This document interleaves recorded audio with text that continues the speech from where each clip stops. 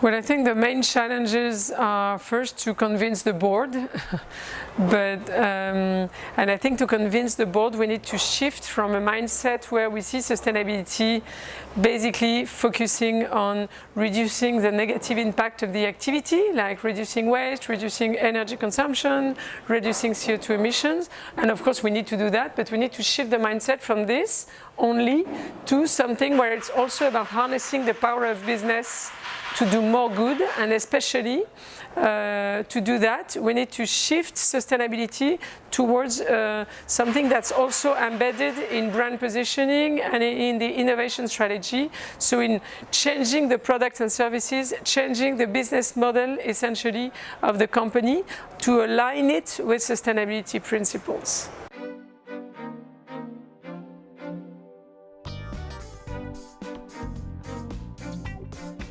So I think indeed diversity is a very key factor for sustainable performance, and this is reflected in many surveys. I know McKinsey, among others, is producing a survey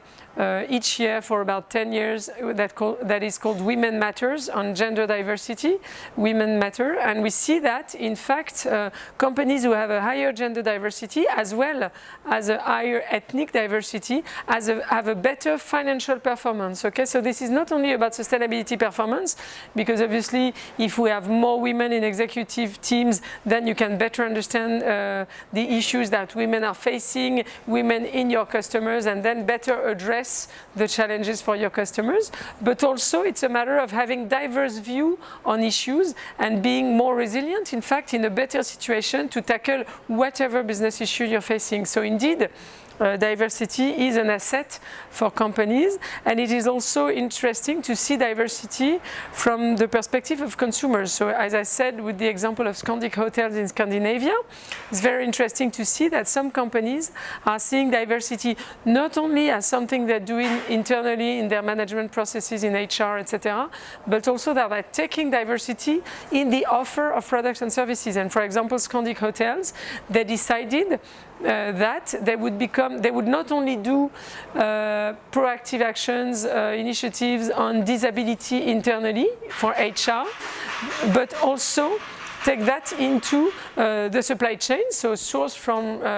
suppliers hiring disabled people, and also become the #1 preferred hotel chain for disabled and their families.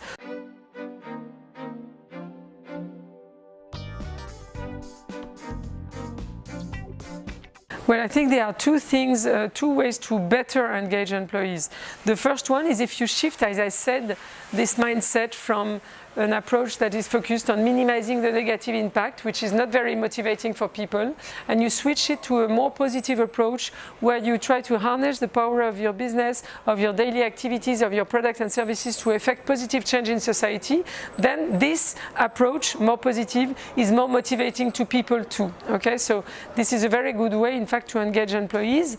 and to the shift to